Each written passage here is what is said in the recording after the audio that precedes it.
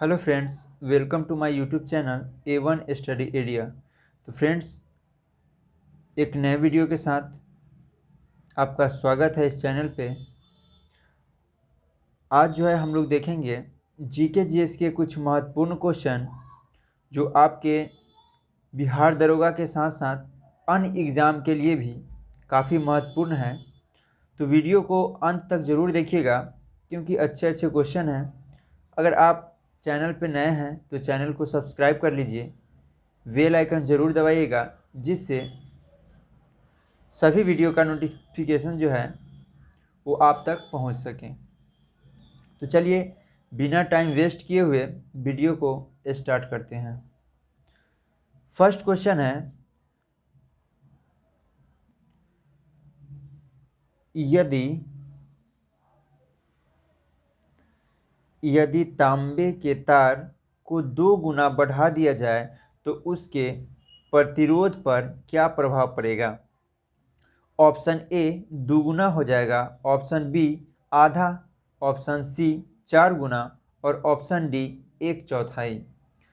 तो जब हम तांबे के तार को 2 गुना बढ़ा देंगे तो उसका प्रतिरोध जो है वो हो जाएगा 4 गुना, यानी कि ऑप्शन नंबर सी जो है इस क्वेश्चन का सही आंसर होगा। ठीक है, चलते हैं नेक्स्ट क्वेश्चन की तरफ। नेक्स्ट क्वेश्चन है कि निम्न में से कौन सी भौतिक राशि की इकाई वही है जो प्रतिबल का है? ऑप्शन ए है तनाव, ऑप्शन बी कार्य, ऑप्शन सी कोणीय वेग, ऑप्शन डी दाब। तो इस क्वेश्चन का जो सही आंसर है वो हो जाएगा आपका ऑप्शन नंबर डी है इस क्वेश्चन का सही आंसर। ठीक है, दाब का जो एसआई मात्रक होता है वो होता है आपका न्यूटन प्रति मीटर स्क्वायर। ठीक है, उसके बाद प्रतिबल का भी होता है आपका प्रतिबल का भी होता है न्यूटन प्रति मीटर स्क्वायर। ठीक है, और दाब का भी होता है। तो न्यूटन प्रति मीटर स्क्वायर को हम पास्कल बोलते हैं। कार्य का ऐसा ही मात्रक होता है ऊर्जा, तनाव का होता है आपका न्यूटन और कोणीय वेग का होता है केजी मीटर स्क्वायर प्रति सेकेंड। कोणीय वेग का होता है केजी मीटर स्क्वायर प्रति सेकेंड। ठीक है, चलिए अब नेक्स्ट क्वेश्चन की तरफ चलते हैं। नेक्स्ट क्वेश्चन है कि किसी तत्व के परमाणु का परमाणु क्रमांक 17 है और द्रव्यमान संख्या जो है वो 36 है, तो उस न्यूक्लियस में न्यूट्रॉनों की संख्या क्या होगी? ऑप्शन ए है 53, ऑप्शन बी है 36, ऑप्शन सी है 17 और ऑप्शन डी है 19। तो इस क्वेश्चन का जो सही आंसर हो जाएगा वो होगा आपका ऑप्शन नंबर डी हो जाएगा इस क्वेश्चन का सही आंसर। ठीक है, किसी तत्व के जो न्यूक्लियस में न्यूट्रॉनों की संख्या ज्ञात करने के लिए हम लोग क्या करते हैं कि द्रव्यमान संख्या में से परमाणु क्रमांक जो है वो घटा लेते हैं। ठीक है, तो द्रव्यमान संख्या आपका हो गया 36, इसमें से घटा दीजिए 17, तो आ जाएगा आपका 19 हो जाएगा। ठीक है, ये 19 क्या होगा? तो ये आपका हो जाएगा इलेक्ट्रॉनों की संख्या। ठीक है, तो ऑप्शन नंबर डी हो जाएगा इस क्वेश्चन का सही आंसर। चलिए नेक्स्ट क्वेश्चन देखते हैं। निम्नलिखित में से कौन सा कण बच जाता है जब हाइड्रोजन परमाणु अपने इलेक्ट्रॉन को खो देता है? ऑप्शन ए एकल अल्फा कण, option B neutron, option C एक प्रोटॉन, ऑप्शन डी एक बीटा कण। तो हाइड्रोजन परमाणु में एक इलेक्ट्रॉन तथा एक प्रोटॉन होता है। एक इलेक्ट्रॉन खो जाने से एक प्रोटॉन बचेगा। क्या बचेगा? एक प्रोटॉन बचेगा। तो एक प्रोटॉन बचेगा, यानी कि इसका ऑप्शन नंबर सी हो जाएगा सही आंसर। ठीक है, चलिए अब नेक्स्ट क्वेश्चन देखते हैं। नेक्स्ट क्वेश्चन है,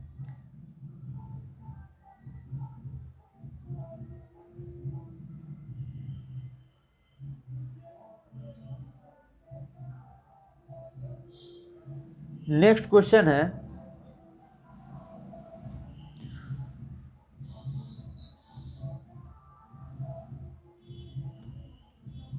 मुद्रा न्यायालय में प्रयुक्त टाइप धातु किसके एलॉय है? ऑप्शन ए सीसा तांबा, ऑप्शन बी सीसा एंटीमनी, ऑप्शन सी सीसा बिस्मथ, ऑप्शन डी सीसा जिंक। तो मुद्रणालय में जो है वो प्रयुक्त टाइप वो आपका धातु सीसा एंटीमनी तथा टीन के एलॉय होते हैं। सीसा जो है वो आपका 60 से 80% होता है, ठीक है।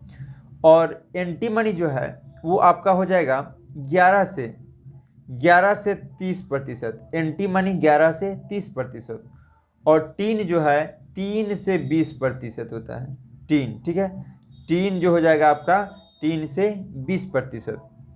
तो इस क्वेश्चन का जो सही आंसर है वो हो जाएगा आपका ऑप्शन नंबर बी सीसा एंटीमनी, सीसा और एंटीमनी, ठीक है। चलिए नेक्स्ट क्वेश्चन देखेंगे। नेक्स्ट क्वेश्चन है कि सीमेंट सामान्यतः किसका मिश्रण होता है? ऑप्शन ए है कैल्शियम सिलिकेट और कैल्शियम एल्यूमिनेट, ठीक है।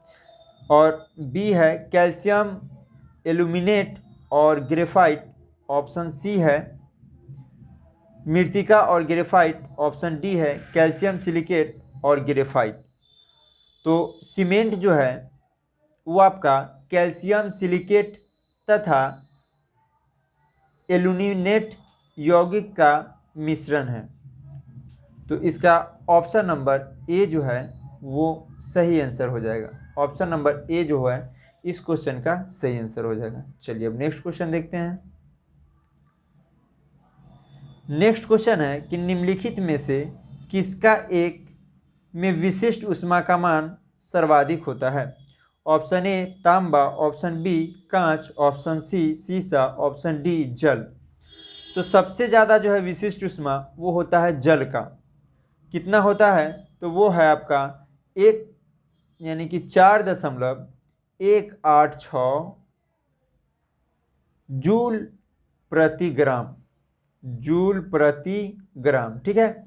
तो ऑप्शन नंबर डी जो है इस क्वेश्चन का सही आंसर होगा, यानी कि सर्वाधिक जो है विशिष्ट ऊष्मा वो किसका होता है? जल का, ठीक है। चलते हैं नेक्स्ट क्वेश्चन की तरफ। नेक्स्ट क्वेश्चन है कि एल्कोहल एवं जल के मिश्रण से जल को अलग किया जा सकता है। तो आपको बताना है कि कौन से विधि द्वारा अलग किया जा सकता है। ऑप्शन ए है आसवन, ऑप्शन बी है ऊर्ध्वपातन, ऑप्शन सी है वाष्पन और ऑप्शन डी है निस्तारण। तो एल्कोहल से दोनों लिक्विड है, ठीक है, और एल्कोहल और जल का मिश्रण है, तो इसको हम लोग अलग करेंगे ऑप्शन नंबर ए के द्वारा, यानी कि आसवन विधि द्वारा। आसवन विधि द्वारा जो है एल्कोहल और जल के मिश्रण को अलग किया जा सकता है। चलिए नेक्स्ट क्वेश्चन देखेंगे। नेक्स्ट क्वेश्चन है कि सुक्रोज के जल अपघटन से बनता है। ऑप्शन ए लैक्टोज और ग्लूकोज, ऑप्शन बी ग्लूकोज और फ्रुक्टोज, ऑप्शन सी केवल ग्लूकोज, ऑप्शन डी केवल लैक्टोज। तो सुक्रोज जो है वो इंटरवर्टेज एंजाइम है और इसके उपस्थिति में जो है जल अपघटन द्वारा ग्लूकोज और फ्रुक्टोज में क्या होता है? चेंज हो जाता है, ठीक है। और सुक्रोज जो है वो एक हाई सैकराइड शर्करा है। इसे केन शुगर भी और टेबल शर्करा भी कहा जाता है। तो इसका जो सही आंसर हो जाएगा वो होगा आपका ऑप्शन नंबर बी हो जाएगा, ग्लूकोज और फ्रुक्टोज। ग्लूकोज और फ्रुक्टोज, ठीक है। चलिए अब नेक्स्ट क्वेश्चन की तरफ चलते हैं। नेक्स्ट क्वेश्चन है कि पेट्रोलियम से लगी आग के किस प्रकार से अग्निशामक का प्रयोग किया जाता है? ऑप्शन ए फोम प्रकार, ऑप्शन बी सोडा एसिड प्रकार, ऑप्शन सी पाउडर प्रकार, ऑप्शन डी उपर्युक्त में से कोई नहीं। तो पेट्रोल से लगी आग को जो है बुझाने के लिए फोम प्रकार का यूज किया जाता है। अग्निशामक जो है वो फोम प्रकार का यूज किया जाता है। तो आपका ऑप्शन नंबर जो है फर्स्ट यानी कि ए सही हो जाएगा। ठीक है। चलिए अब चलते हैं नेक्स्ट क्वेश्चन की तरफ। नेक्स्ट क्वेश्चन है, निम्नलिखित का मिलान करें। ऑप्शन ए में है कॉपर सल्फेट। तो कॉपर सल्फेट क्या है? कॉपर सल्फेट जो है वो आपका हो जाएगा फंगस नाशी, फंगस को नष्ट करने वाला। तो ए जो हो जाएगा 1 का 3, 1 का 3 ऑप्शन ए में दिख रहा है और डी में दिख रहा है, ए में दिख रहा है और डी में दिख रहा है, 1 का 3। ठीक है, चलते हैं उसके बाद पेनिसिलिन। तो पेनिसिलिन क्या है? पेनिसिलिन जो है वो प्रतिजैविक है। ठीक है, यानी कि B का 4। तो B का 4 आपको इसमें नहीं है, आपका ए में है। ठीक है, B का 4। और एक और चेक कर लेते हैं, सी है यूरिया। यूरिया क्या है? तो यूरिया उर्वरक है, यानी कि 1। तो आपका फर्स्ट नंबर जो है ऑप्शन ए जो है वो सही हो जाएगा, ऑप्शन ए जो है वो सही हो जाएगा। चलिए अब नेक्स्ट क्वेश्चन की तरफ चलते हैं। नेक्स्ट क्वेश्चन है कि मनुष्य के जीभ के किस क्षेत्र तक कड़वाहट की संवेदना सीमित रहती है? तो ऑप्शन ए में है अगला भाग, ऑप्शन बी है किनारों पर, ऑप्शन सी है मध्य भाग और ऑप्शन डी है पिछला भाग। तो मनुष्य का जीभ के पीछे यानी पश्च भाग जो है वो कड़वाहट की संवेदना होती है, जबकि आगे वाला भाग मीठे पार्ट्स, किराने भाग वाला भाग जो है वो खट्टे, और किनारा पर नमकीन स्वाद की संवेदना मिलती है। ठीक है, तो ऑप्शन नंबर डी जो है इसका सही हो जाएगा, ऑप्शन नंबर डी पिछला भाग। चलिए नेक्स्ट क्वेश्चन है कि यूरिया किसमें संश्लेषित होता है? ऑप्शन ए प्लीहा, ऑप्शन बी वृक्क, ऑप्शन सी यकृत, ऑप्शन डी उपयुक्त में से कोई नहीं। तो यूरिया जो है वो आपका यकृत में संश्लेषित होती है, ऑप्शन नंबर इसका सी जो है वो सही हो जाएगा। ठीक है, चलिए अब चलते हैं नेक्स्ट क्वेश्चन की ओर। नेक्स्ट क्वेश्चन है कि उस विटामिन का नाम बताइए जो किसी मांसाहारी भोजन में नहीं मिलता है। Option A vitamin B12, option B vitamin C, option C vitamin D और ऑप्शन डी विटामिन के। तो इसका जो सही आंसर है यानी कि विटामिन सी जो है वो नींबू हो गया, टमाटर हो गया, इस सब में जो है विटामिन सी पाया जाता है। ठीक है, और विटामिन सी के कमी से जो है वो स्कर्वी रोग होता है। तो ये किस में हो जाएगा, यानी कि कौन सा ऑप्शन सही हो जाएगा? तो ऑप्शन बी जो है वो इसका सही हो जाएगा इस क्वेश्चन का। ठीक है, ऑप्शन बी यानी विटामिन सी। चलिए नेक्स्ट क्वेश्चन है कि दूध से दही स्कंदित करने वाला एंजाइम है रेजिन, रेनिन, पेप्सिन और सिट्रेट।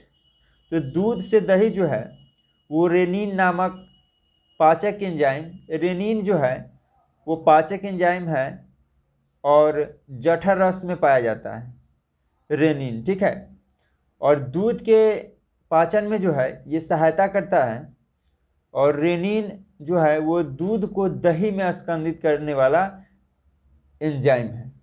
तो ऑप्शन नंबर जो है बी इस क्वेश्चन का सही हो जाएगा, ऑप्शन नंबर बी। चलिए नेक्स्ट क्वेश्चन देखते हैं। नेक्स्ट क्वेश्चन है कि निम्नलिखित में से किसका हृदय शिरा युक्त होता है? ऑप्शन ए उभयचर, ऑप्शन बी सरीसृप, ऑप्शन सी मत्स्य, ऑप्शन डी स्तनधारी। तो हृदय शिरा युक्त जो है वो आपका होगा मत्स्य यानी कि मछली का। मछली में 2 कक्ष होते हैं, 2 कक्ष का हृदय होता है। तो मछली के हृदय में 2 कोष्ठक होते हैं।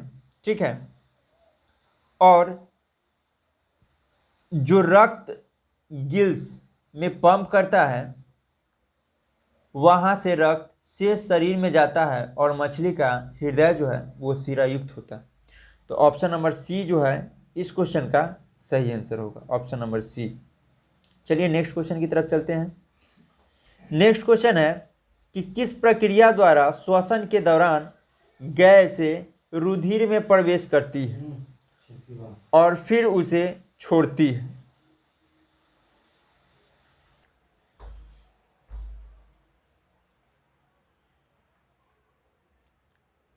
ऑप्शन ए है सक्रिय परिवहन, ऑप्शन बी है प्रसरण, ऑप्शन सी है विसरण, ऑप्शन डी है विसरण और सक्रिय परिवहन। यानी कि किस प्रक्रिया द्वारा श्वसन के दौरान गैस रुधिर में प्रवेश करती है और फिर उसे छोड़ती है। तो ये जो है आपका विसरण प्रक्रिया द्वारा श्वसन के दौरान जो है गैस रुधिर में प्रवेश करती है और फिर छोड़ती है। तो विसरण यानी कि ऑप्शन नंबर सी जो है इस क्वेश्चन का सही आंसर हो जाएगा। चलिए नेक्स्ट क्वेश्चन की तरफ चलते हैं। नेक्स्ट क्वेश्चन है कि गुणसूत्र किससे बनते हैं। Option A DNA, option B protein, option C A plus B, option D RNA. ठीक है, तो गुणसूत्र की संरचना जो है वो दो विशेष पदार्थों से होती है। वो है आपका डीएनए और हिस्टोन नामक प्रोटीन होता है उससे। तो इसका जो सही आंसर है वो सी हो जाएगा, बी प्लस सी। यानी कि ऑप्शन नंबर ए और बी दोनों से क्या होता है गुणसूत्र का निर्माण, यानी डीएनए और प्रोटीन। ठीक है, हिस्टोन प्रोटीन। चलिए अब नेक्स्ट क्वेश्चन देखते हैं। नेक्स्ट क्वेश्चन है कि कजली झील किस राज्य में स्थित है। केरल, पंजाब, उत्तराखंड या उपयुक्त में से कोई नहीं। तो कजली झील जो है वो है आपका पंजाब में। ठीक है, कहाँ है, पंजाब में। और यह झील जो है रामसर आर्द्रभूमि क्षेत्र के अंतर्गत आता है। वर्तमान में जो है भारत में 42 आर्द्रभूमि क्षेत्र। तो इसका सही आंसर हो जाएगा आपका option number B. Option number B सही हो जाएगा। चलिए नेक्स्ट क्वेश्चन देखते हैं। नेक्स्ट क्वेश्चन है कि जल संरक्षण एवं प्रदूषण नियंत्रण अधिनियम कब बना। ऑप्शन ए है 1987, ऑप्शन बी है 1985, ऑप्शन सी है 1976, ऑप्शन डी है 1974। तो जल संरक्षण एवं प्रदूषण नियंत्रण अधिनियम ये जो है आपका बना 1974 में। कब बना, 1974 में बना। ठीक है, यानी कि ऑप्शन नंबर डी जो है इसका सही आंसर हो जाएगा, 74 में बना। ठीक है, और यह जो है संविधान का एक अनिवार्य भाग है जिसकी जल प्रदूषण निवारण एवं नियंत्रण के प्रयोजन के लिए विशेष रूप से तैयार किया गया है। इसका मुख्य उद्देश्य है कि जल की स्वास्थ्य परकता को बनाए रखना। ठीक है, यानी जल के प्रति उत्तरदायी है। ठीक है, तो ऑप्शन नंबर डी हो जाएगा इस क्वेश्चन का सही आंसर। चलिए नेक्स्ट क्वेश्चन देखते हैं। नेक्स्ट क्वेश्चन है कि द्वितीयक उपभोक्ता होता है शाकाहारी, मांसाहारी, सर्वाहारी और उपर्युक्त में से कोई नहीं। तो पहला जो होता है प्रथम उपभोक्ता वो होता है आपका शाकाहारी, और द्वितीय उपभोक्ता जो है वो होता है आपका कौन, मांसाहारी। द्वितीय कौन हो जाएगा, मांसाहारी हो जाएगा। ठीक है, और सर्वाहारी जो है वो तृतीयक उपभोक्ता है।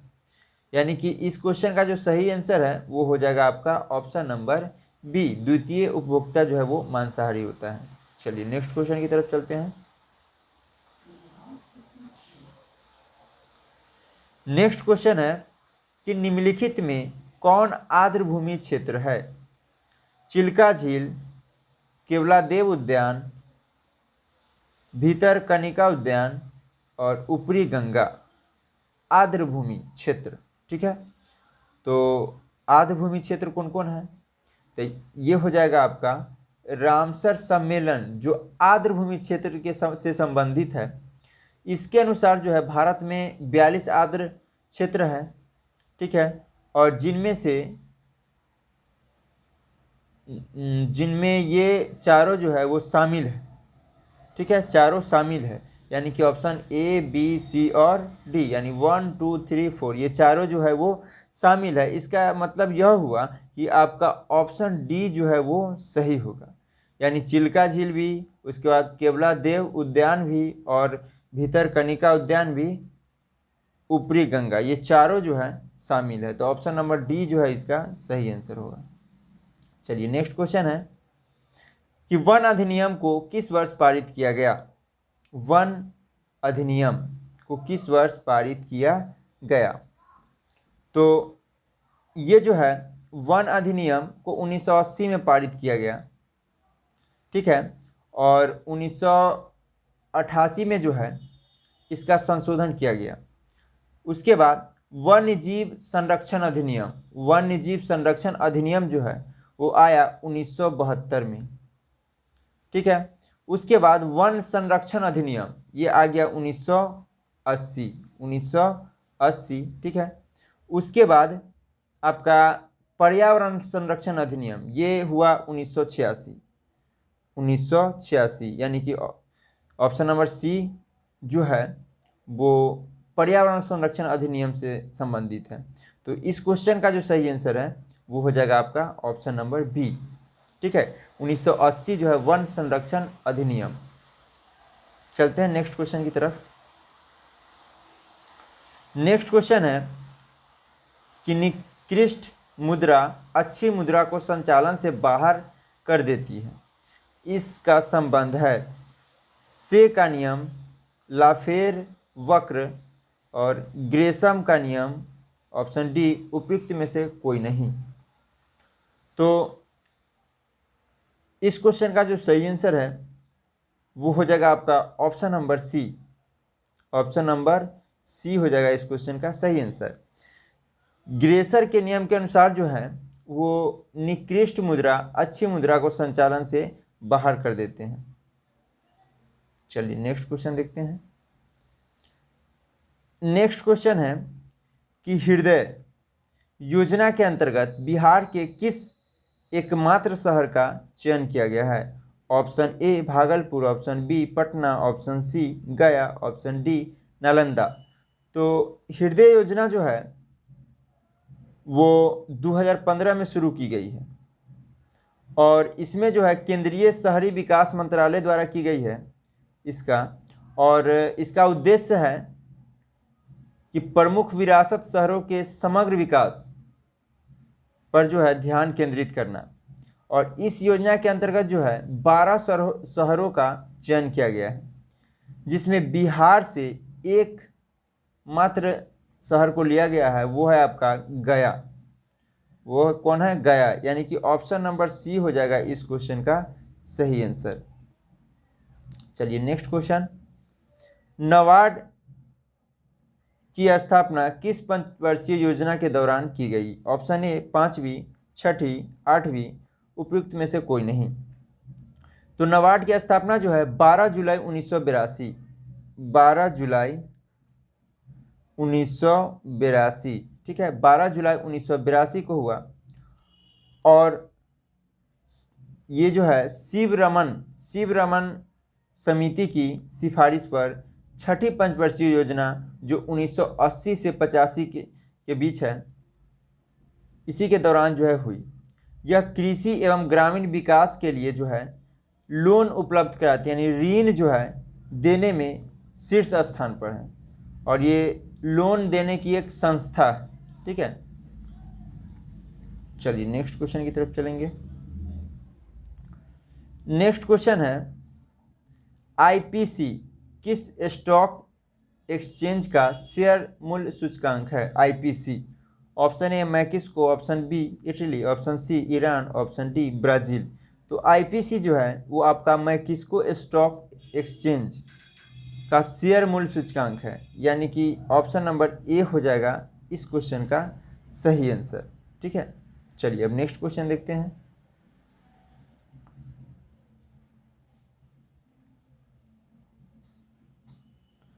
नेक्स्ट क्वेश्चन है कि निम्न में से कौन सा कर अप्रत्यक्ष कर का उदाहरण है। ऑप्शन ए बिक्री कर, ऑप्शन बी सेवा कर, ऑप्शन सी निगम कर, ऑप्शन डी ब्याज कर। तो वह कर जिसे सीधी जनता से नहीं लिया जाता है, किंतु जिसका बोझ जो है प्राक्रांतर से उन्हीं पर पड़ता है वो अप्रत्यक्ष कर कहलाता है, यानी डायरेक्ट ना लेके इनडायरेक्ट रूप में। जैसे सीमा शुल्क, सेवा कर, बाजार कर, मनोरंजन कर, बिक्री कर, स्टाम्प शुल्क, ये सब जो है आपका अप्रत्यक्ष कर है। तो इसका जो सही आंसर होगा वो हो जाएगा आपका option number C. Option number C जो है वो इसका सही आंसर होगा, यानी कि 1 और 2 बिक्री कर और सेवा कर। ठीक है, बिक्री कर और सेवा कर जो है वो अप्रत्यक्ष कर है। चलिए नेक्स्ट, यानी टैक्स।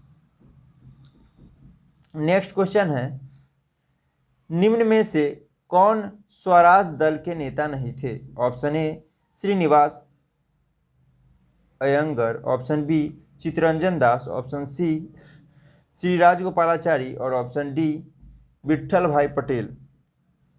तो ये जो है श्री राजगोपालाचारी स्वराज दल के नेता नहीं थे।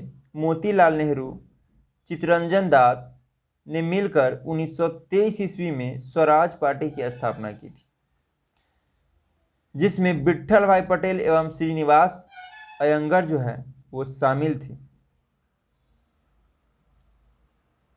ऑप्शन नंबर सी इसका सही आंसर हो जाएगा। ठीक है, चलिए नेक्स्ट क्वेश्चन देखते हैं। नेक्स्ट क्वेश्चन है कि किसके प्रयास से बंबई में प्रथम महिला विश्वविद्यालय की स्थापना की गई? ऑप्शन ए है Jyotiba Phule, option B D K. Karve, option C Ramabai, option D Mahadev Govind Ranade. ठीक है, तो ये जो है आपका समाज सुधारक, ठीक है, डी.के. कर्वे के प्रयास से जो है वो बम्बई में प्रथम महिला विश्वविद्यालय की स्थापना की गई। ये महाराष्ट्र के समाज सुधारक एवं सामाजिक कार्यकर्ता थे। चलिए नेक्स्ट क्वेश्चन देखते हैं, यानी इसका आंसर जो है ऑप्शन नंबर बी हो जाएगा। नेक्स्ट क्वेश्चन है कि निम्नलिखित घटनाओं पर विचार करें। फर्स्ट है कि नील विद्रोह, संथाल विद्रोह, दक्कन विद्रोह और सिपाही विद्रोह। तो इसको क्रम में सजा दीजिए। ठीक है, पहले कौन हुआ वो देखना है। तो ये जो है पहले संथाल विद्रोह 1856 में हुआ था। संथाल विद्रोह हो जाएगा आपका 1856। ठीक है, उसके बाद सिपाही विद्रोह जो है वो आपका 1857। ठीक है, 1857। उसके बाद नील विद्रोह जो है वो हो जाएगा आपका 1860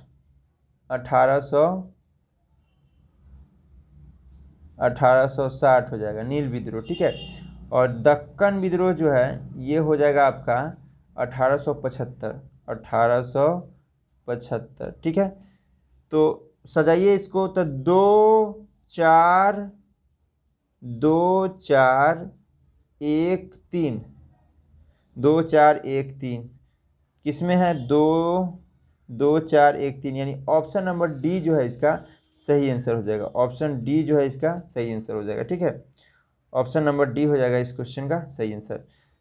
यानी कि संथाल विद्रोह 1856, सिपाही विद्रोह 1857, नील विद्रोह 1860 और दक्कन विद्रोह 1875।